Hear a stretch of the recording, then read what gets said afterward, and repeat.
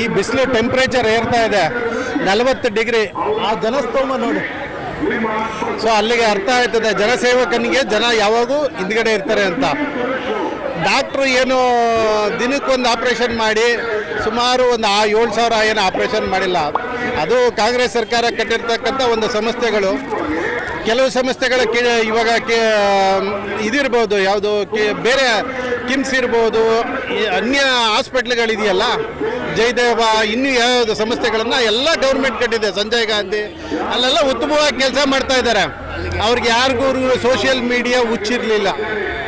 ಏನು ನಮ್ಮ ಕಾಂಗ್ರೆಸ್ ಸರ್ಕಾರ ಇದ್ದಾಗ ಜಯದೇವನ್ನ ಉನ್ನತ ಮಟ್ಟಕ್ಕೆ ತಗೊಬರಬೇಕು ಅಂತ ಅಂದಿನ ಕಾಲದ SM ಕೃಷ್ಣ ಅವರ ಒಂದು ಆಸೆ ಆಗಿತ್ತು.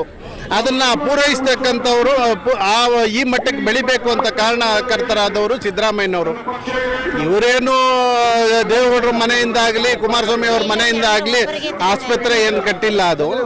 ಅದು ಸರ್ಕಾರಿ ಸಂಸ್ಥೆ. ಸರ್ಕಾರದ ಸಂಸ್ಥೆಯಲ್ಲಿ ಒಂದು ಮೀಡಿಯಾ ಗೀಳನ್ನು ಇಟ್ಟುಕೊಂಡಿರ್ತಕ್ಕಂಥ ಒಬ್ಬ ವ್ಯಕ್ತಿ ಅಂದರೆ ಅದು ಮಂಜುನಾಥ್ ಅವರ ಬಾಯಲ್ಲೇ ಬರ್ತಾ ಇದೆ. ಕಳ್ಳರ ಜೊತೆ ಇದ್ದರೆ ಕಳ್ಳರಾಗ್ತೀವಿ, ರಾಜಕೀಯದವ್ರ ಜೊತೆ ಇದ್ದರೆ ನಮ್ಮ ರಾಜಕೀಯ ಅದೇ ರೀತಿ ಕಳ್ಳರಾಗ್ತೀವಿ ಅಂತ.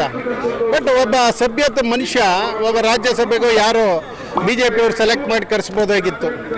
ಬಲಿಪಶು ಮಾಡಿದ್ದಾರೆ, ಬಲಿಕ ಬಕ್ರಾ ಅಂತ.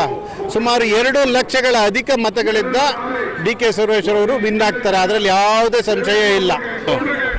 ನಮ್ಮ DK ಸುರೇಶ್ ಅವರ ನಾಮಿನೇಷನ್ ನಡೀತಾ ಇದೆ. ನಾಮಿನೇಷನ್ ಕಾರ್ಯಕ್ರಮಕ್ಕೆ ಸಹಸ್ರಾರು ಜನದಲ್ಲಿ ನಾವೆಲ್ಲ ಕಾರ್ಯಕರ್ತರುಗಳು ಬಂದಿದ್ದೀವಿ. ಇವತ್ತು ಅವ್ರನ್ನೆಲ್ಲ ಉದ್ದೇಶಿಸಿ ಇವತ್ತೇನು ಈ ನಾಮಿನೇಷನ್ ಅನ್ನೋ ಕಾರ್ಯಕ್ರಮಕ್ಕೆ ಲಕ್ಷೋಪಲಕ್ಷ ಜನಗಳು ಸೇರ್ತಾರೆ. ಹಾಗೆ ಜನ ಸೇರಿ ಅಧಿಕ ಸುಮಾರು 4 ಲಕ್ಷ ಲೀಡಲ್ಲಿ ಗೆಲ್ತಾರೆ ಅಂತ ನಮ್ಮ ಆಶಾಭಾವನೆಯಿಂದ ಅಧಿಕ ಮತಗಳಿಂದ ಗೆಲ್ತಾರೆ ಅಂತೇಳಿ ಈ ಸಂದರ್ಭದಲ್ಲಿ ಹೇಳಕ್ಕೆ ಇಷ್ಟಪಡ್ತೀನಿ.